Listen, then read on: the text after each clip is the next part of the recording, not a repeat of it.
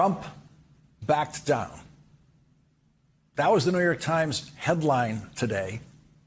When Trump backed down, as predicted exactly 24 hours ago on this program. I mean, I didn't say it was going to be today. I didn't know that. But I did say the only way this was going to end, the only way was with Donald Trump backing down in the next few days, I suggested last night, or in a few months. The moron, as Elon Musk calls him, was nowhere to be seen in the media opportunities at the White House surrounding the great event of Donald Trump backing down today. Donald Trump's tariff advisor, Peter Navarro, was reportedly not in the room in the Oval Office when Donald Trump was composing his tweet that would revive the stock market today. But Treasury Secretary Scott Bessent was. And it was the Treasury Secretary standing alone beside the White House press secretary in the White House driveway for the dramatic televised version of the announcement heard around the world today. In what turned out to be the biggest media day of the year at the Trump White House, Elon Musk was nowhere to be seen. Elon Musk was silent today about the biggest news that Donald Trump has made in his presidency. Donald Trump backing down from his trade war was even bigger news than Donald Trump starting his trade war. And Elon Musk was silent about what Donald Trump did today. Good morning. I'm looking for a good civil attorney because I've got tariff whiplash. Yeah, right? I was going to say, we all have whiplash. That's what we need the civil case for. Yeah. I mean, Carl, this is why days like this, I print out all of, well, Chris does technically. Sure. All of Twitter and threads, and because there are so many threads to this, isn't it? Aren't there? I mean, none of it makes any sense. And people trying to, say, oh, he has some grand strategy. It is just insane, right? I think there is a grand strategy about making people close to him very wealthy or much wealthier. Yeah. I don't think that's the strategy they're letting the rest of the American people in on. Yeah. And that's the other thing, Carl, is a lot of people have said your retirement is still gone. If the market went down 7%, goes back up 7%, your money doesn't gradually come back. Only the people that had the inside information. That's how it works. And so this thread, Mark says, if the rationale of the tariffs was bringing manufacturing back to the U.S., what's the point of a 90-day pause? This is just incoherent madness. That's all it is, right?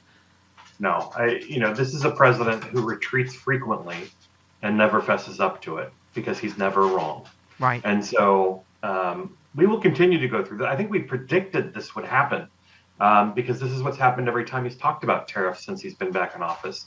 Yeah. He puts them forward, he drops them. He puts them forward, he drops them. And he doesn't care that they're about the collateral damage that's left in the result. In fact, the message from the administration is suck it up. Yeah. I mean, Carl, It's so important what you do. I mean, education is so important because I literally find myself going, oh my God, read a book. Just read one book. Just read one poem. Read First They Came, right? Because Carolyn Levitt said it yesterday. Oh yes, he's now looking into deporting American citizens. First they came for the El Salvadorian blah, blah, blah. I mean, it's just all of this. Tristan Snell said last time there was this much on-again, off-again turmoil over tariffs in America, we revolted against the king over it and won. I mean, that's the good news. And I have to say, this feels like a revolution. I think a lot of people, Carl, it's not like we're the only ones going, oh my God, this is the most obvious insider trading scam ever, right? Yeah, well, and, if Congress would get off its stuff and do its job of oversight, we'd probably learn a bit more. Right. Because I don't think anybody in their right mind would believe that Trump did not, mention to other people that they should buy now before going on Twitter or Truth. So, at the end of the day, though, this is about the economic damage that they're doing to the American people.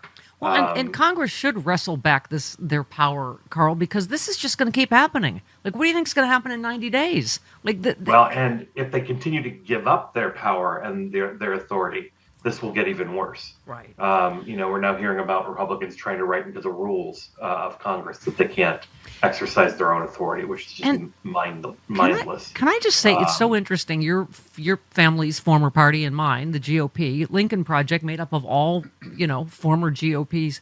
I just thought they nailed it. Trump created an environment of instability where it's impossible to make long-term plans. Whether you're a company, investor, or anyone working to put food on the table, the GOP only promises you more of this. If you want stability, you have to vote for it by voting them out.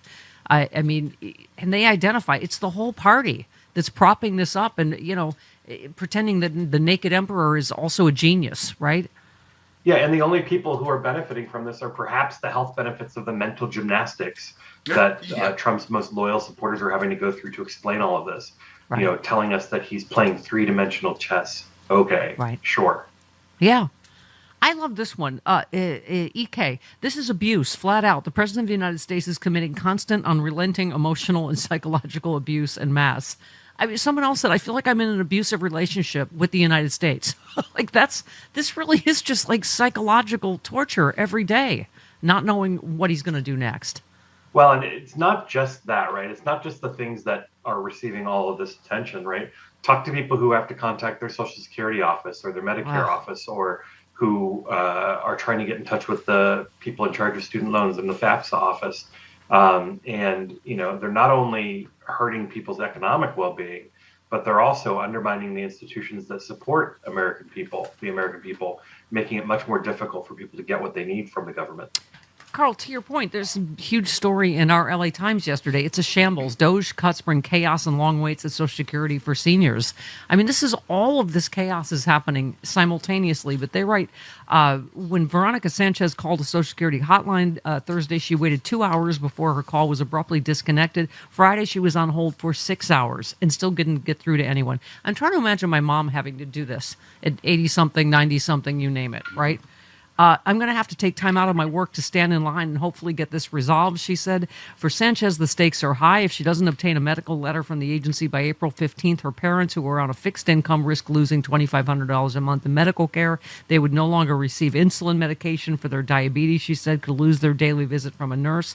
Even if Sanchez shows up in person, she's not likely to speak to an agent. Field offices are no longer accepting walk-in appointments. The system, it's broken down, she said. Elderly and disabled people and those who care for them are encountering a knot of bureaucratic hurdles and service disruptions after the Trump administration imposed a sweeping overhaul of the Social Security Administration, as many seniors experience crashed web pages, endure jammed phone lines, and are turned away at offices. I mean, it's not just one. We're focused right now on the worldwide financial chaos. There's chaos everywhere, right? I mean, they want to blow up the Department of Education. Being left on hold is a good analogy for what's happening here. Exactly. And being disconnected when you finally think that you're getting through to somebody. That is what we are devolving into. That is what seniors are experiencing now with Medicare and Social Security. It's what students are experiencing with their student loans and obviously graduates as well. So this is by design, right? They want to break things so that people will have no problem handing it over to a private company. Yeah. Yeah. Let's just, because, in your other cap that we always make you put on, your cute little political strategist cap, Jessica said, Trump will learn you can't spin the economy. You can toss your base fake narratives on January 6th, immigrant crime rates, Haitian pet eating, trans surgeries in middle school, etc. But you can't spin 401k drops, layoffs, the price of gas, food, and cars. We all live it every day. I mean, at some point, this also, I think it's politically obviously a problem. It's when Goldman Sachs said the R word, recession, yesterday. It was minutes after that he paused this, right? Well, and people were selling treasury bonds, which, is the gold standard when the economic outlook is murky, which, if anything's going to be murky, it's this administration's economic outlook.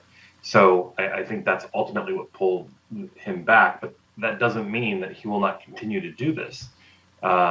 He has done this throughout his term. It's just a matter of how big he goes when he does it. And so, unless Congress begins holding him accountable, what is the message he's receiving for this kind of behavior? Yeah, it's that you will never get slapped on the wrist. You will never get reined in. Yeah.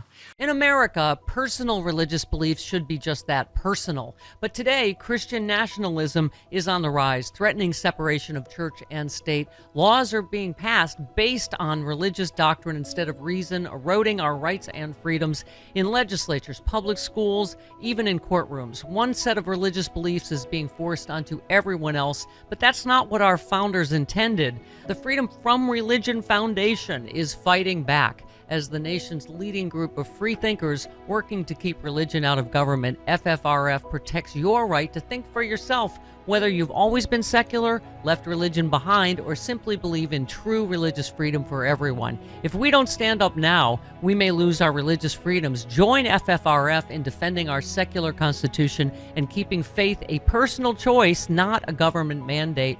Visit ffrf.us/freedom to learn more, become a member, or text my last name Miller to 511-511, because in a truly free country, no one's faith should dictate everyone's future. Text Miller to 511-511 today.